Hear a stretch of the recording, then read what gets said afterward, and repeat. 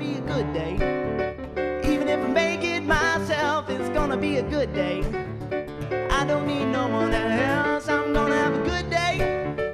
Nothing wrong I could do, I'm gonna have a good day. Hope you have a good day too.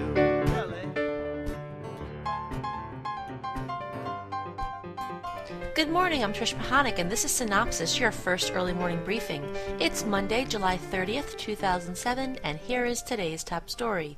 The Simpsons movie from Fox debuted over the weekend on 3,922 theater screens and brought in an average of $18,320 per screen for a three-day estimated total of $71.9 million here in the U.S.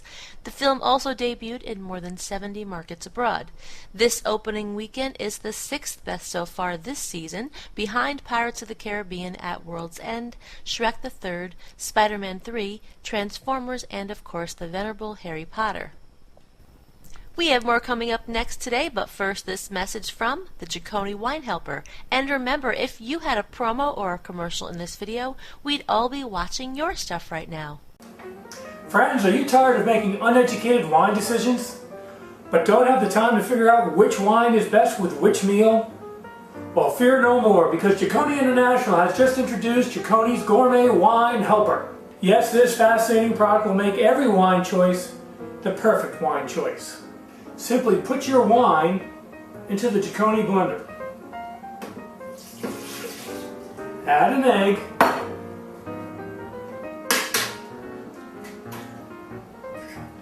And then 1/2 a hot dog. I know that you'll be tempted to use a whole hot dog, but if you do, you'll lose some of the wine's nuances. Cover it up and blend. And there you go. Beautiful. If you want your wine to be a little bit more fruity, just add 2 cups of sugar to the mixture. So if you're a Montrachet living in a Mad Dog 2020 world, you need Jaconi's Gourmet Wine Helper.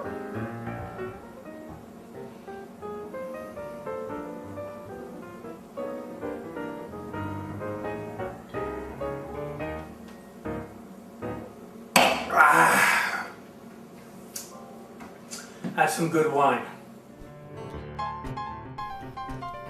Coming up under more good stuff, TBS orders another season of Love Bites, Lionsgate to develop Letters from a Nut into series, attorney Gloria Allred to get her own reality series, and Fox owns Thursday according to Nielsen ratings.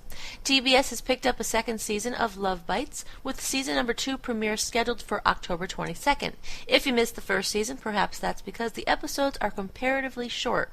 Love Bites is an interstitial series airing at 11:15 and midnight on Mondays and Thursdays per Variety.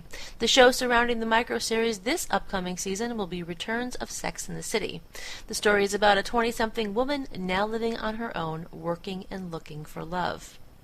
BET's premiere of its 2 new original programs last Wednesday night averaged 899,555 households for SOB at 10 p.m. and 750,836 households at 10:30 for We've Got to Do Better. Video sharing site Dailymotion signed a deal with RDF USA to license 8 original programs and concepts during the next 12 months, with an eye toward developing web series into multi-platform properties. The Paris-based video service and the U.S. office of the British production company will share in revenues earned from online distributions of the shows, as well as any linear television projects that result from the partnership. And by the way, Dailymotion is one of the several places where you can find this news video each morning.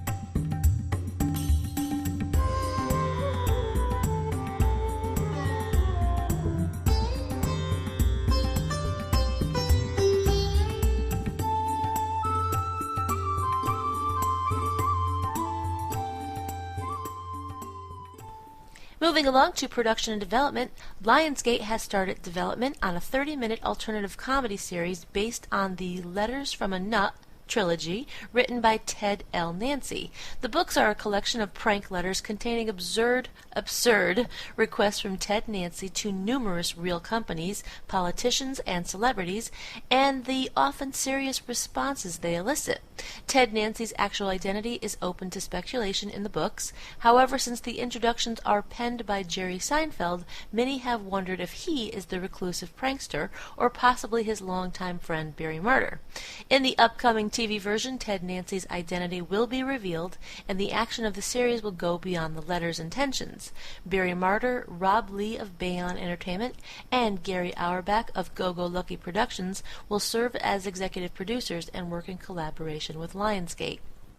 Well, you've seen her numerous times on Court TV and in legal-related news coverage, and now you'll get to see her on her own reality series. According to Hollywood Reporter, attorney Gloria Allred's new show from Hearst Entertainment is going to be called No Guts, No Gloria, and is currently being shown to broadcast and cable networks. You'll remember Allred represented Amber Fry in the Scott Peterson case among her notable cases. Joining the cast of ABC's drama series Eli Stone is Julie Gonzalo. Eli Stone is about an attorney who has visions. Gonzalo will play an associate in the law firm.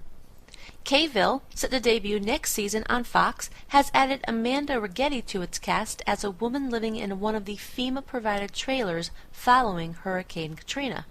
And last on my list, but certainly not least, drama pilot The Watch, which has been ordered by NBC, has cast Billy Burke in the lead role. This project revolves around a neighborhood watch program that gets out of hand.